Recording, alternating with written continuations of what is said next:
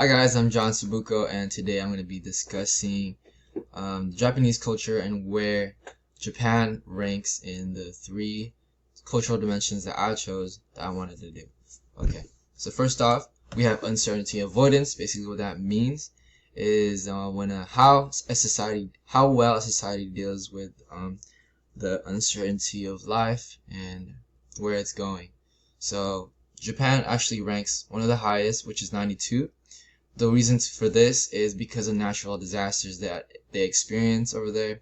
So, for instance, the volcanic eruptions, tsunamis, earthquakes, stuff like that, has turned them to be a very proactive culture, and they want to be able to tolerate all of these things by preparing for them, hence being proactive. So then, yeah, for examples, of this, they want to keep things in order. So they have many ceremonies and they ritualize life. And for instance, there's opening school ceremonies, closing school ceremonies, and the image right here is a Temmei tea ceremony. And so another example is etiquette books. So they encourage for people to read these books so they know how to act and what to do and what to say in certain settings. For instance, like weddings and funerals.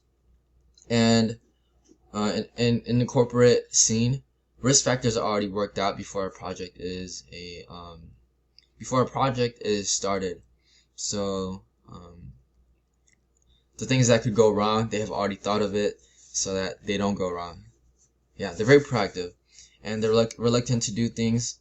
So, for example, in a school setting, a teacher is reluctant to do things because they don't want to mess up so then they have to ask or communicate with higher ups to talk about all of that stuff.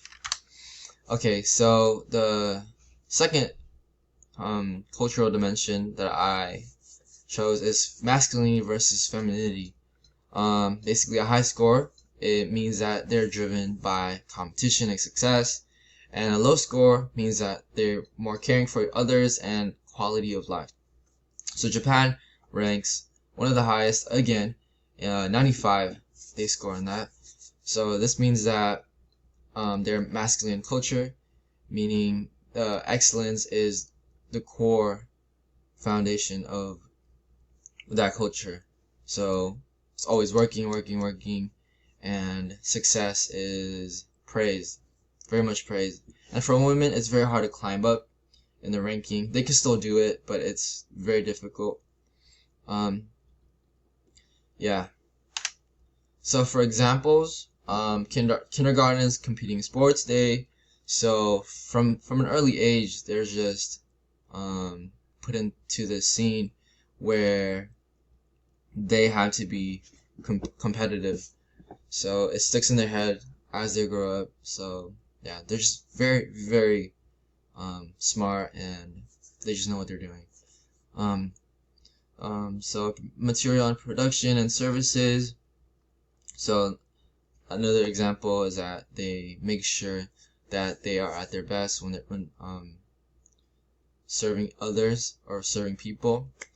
And so this guy right here, the image that I used is kendo. So a lot of Japanese people, they compete in this, and it originated in Japan. So yeah, workaholism is key, or that's a thing that they do a lot. They work a lot. So moving on to the third cultural dimension that I chose is individualism versus collectivism. So we versus I is the thing that you remember if you are doing individualism versus collectivism. Individualism, is I, and collectivism is we. Basically, what that means is that for individualistic cultures like the United States, they're more to themselves, but Japan, since it's more a collectivist culture, they're more drawn towards the group setting, so that's why they score 46 on that. And so group above all and harmony over everything. Over anything, meaning that if someone were to say something, they would have to just keep it to themselves so it doesn't break the harmony within the group. So they're very indirect with it. For example, is this that they're very family oriented, and a group leader is praised, and decisions are made as a whole.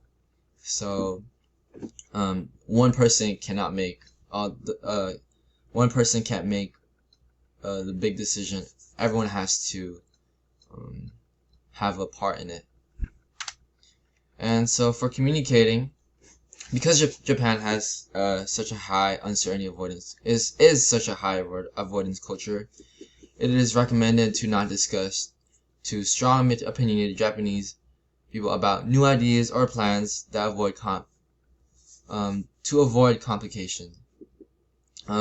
Since their tactics are already successful, they just want to stick with what they have, and the rest is just figured out.